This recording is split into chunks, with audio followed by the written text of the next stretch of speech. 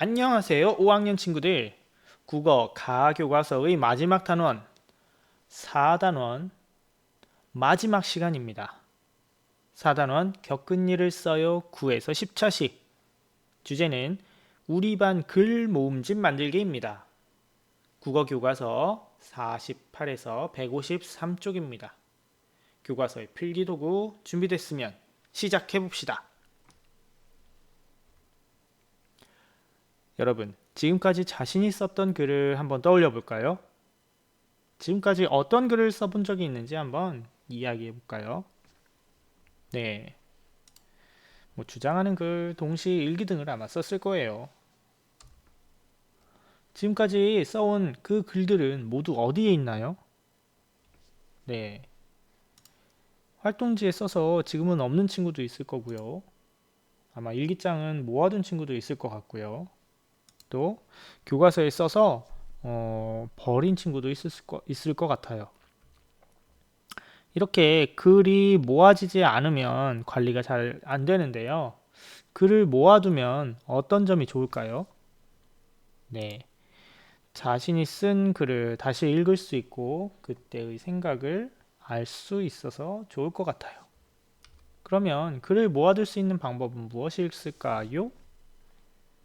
네, 포트폴리오를 하거나 글 모음집을 만들면 되겠는데요. 이 포트폴리오라는 거는 자신의 작품이나 관련 내용 등을 모은 자료의 수집철, 작품집 이렇게 이해를 해주면 되겠습니다. 그래서 오늘 배울 내용입니다. 오늘은 우리 반의 글 모음집을 만들어 보도록 해볼게요. 1번 여러 가지 글 모음집을 살펴보고 물음에 답해 봅시다. 148쪽에 가에서부터 라의 글 모음집을 같이 살펴볼게요. 물음 1. 글 모음집을 만들어 본 경험을 이야기해 보세요. 네. 3학년 때 학급 문집을 만들었던 친구, 다른 학교에 발행한 문집을 읽어본 친구. 물음 2. 글 모음집을 만드는 까닭은 무엇일까요? 네. 미안합니다. 네.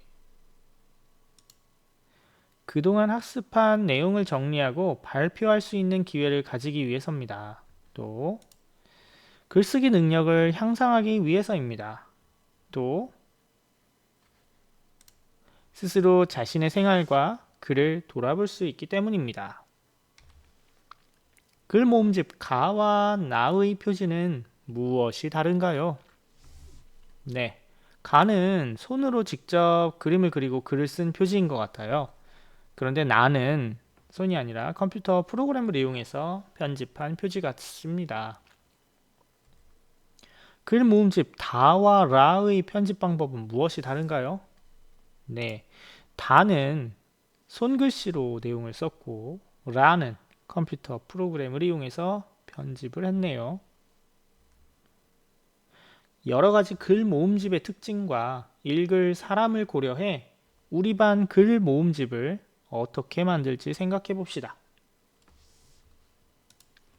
컴퓨터로 편집해서 다른 반 학생들도 볼 수 있도록 하면 좋겠어. 친구들끼리 이야기를 나눌 수 있는 글 모음집을 만들어 학급에서만 보관하면 좋겠어. 이 밖에 여러 가지 의견들이 있을 것 같은데요. 네, 함께 생각해 봅시다. 2번 글 모음집을 만들기 전에 정해야 할 것은 무엇이며 필요한 역할은 어떻게 나누면 좋을지 생각해 봅시다.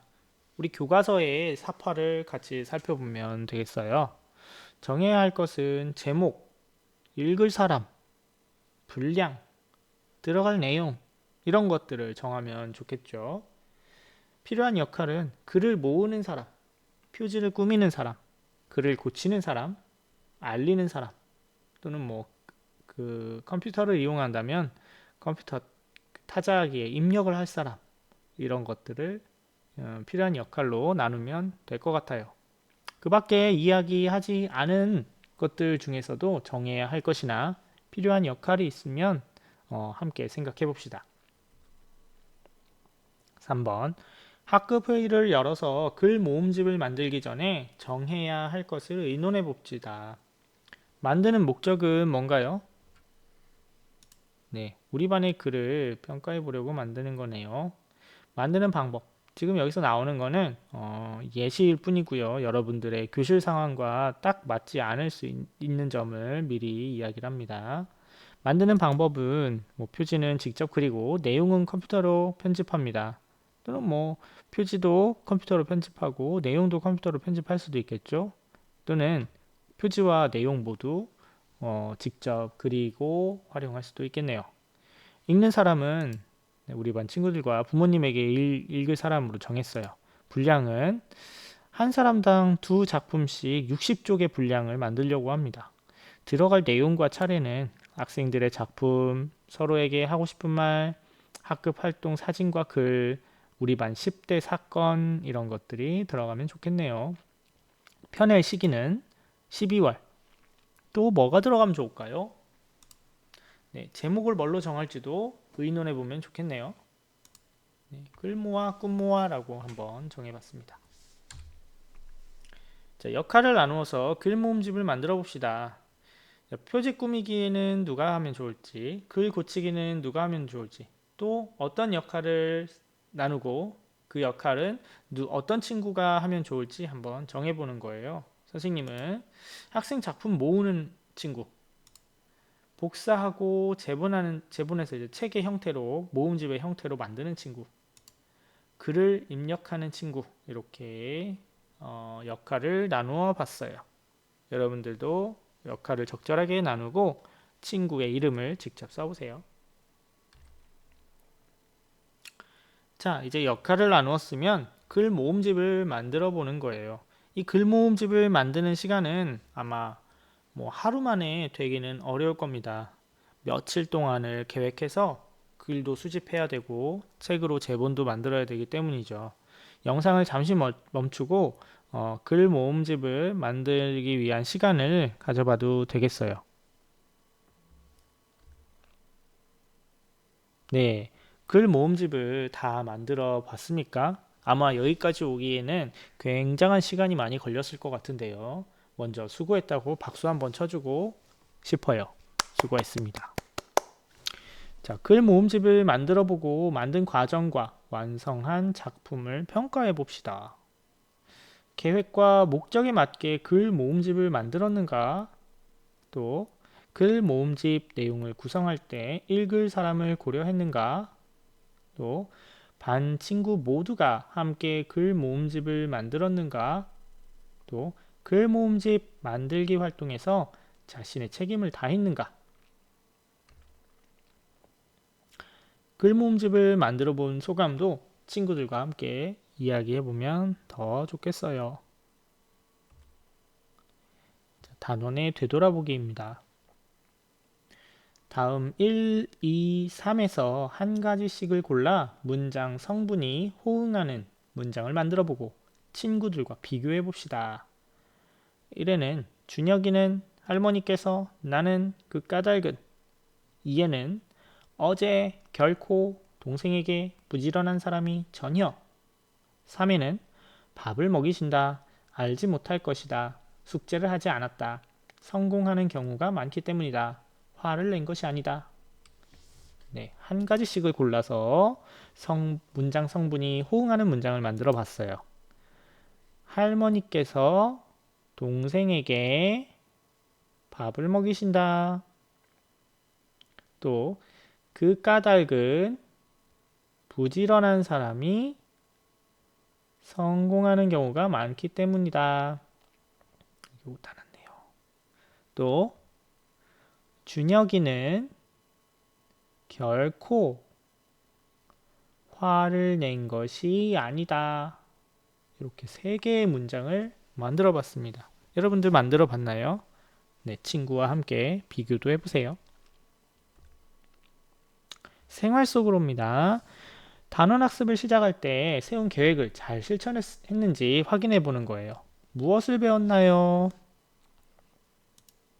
호응관계를 생각하며 겪은 일이 드러난 글을 읽었습니다. 문장 성분의 호응관계를 알았습니다. 겪은 일이 드러나게 글을 썼습니다. 매체를 활용해 겪은 일이 드러나는 글을 썼습니다. 그리고 오늘 우리 반 글 모음집을 만들었습니다. 새롭게 안 내용은 무엇인가요? 문장 성분의 호응 관계를 알았습니다. 겪은 일이 드러나게 글을 쓰는 방법을 알았습니다. 배운 내용을 생활 속에서 어떻게 실천할까요? 글을 쓸 때 문장 성분의 호응 관계를 신경 쓰겠습니다. 매체를 활용해 겪은 일이 드러나게 글을 쓰겠습니다. 네, 오늘까지 이번 시간까지 해서 4단원을 모두 마쳤습니다.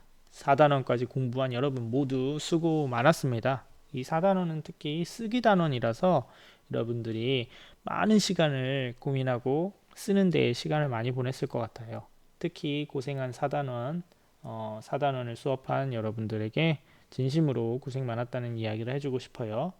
다음 시간에는 다음 선생님과 함께 5단원 여러 가지 매체 자료를 읽고 친구들과 이야기해보는 배움을 나누도록 해봅시다.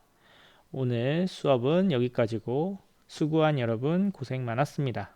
우리 다음에 다시 만납시다. 안녕!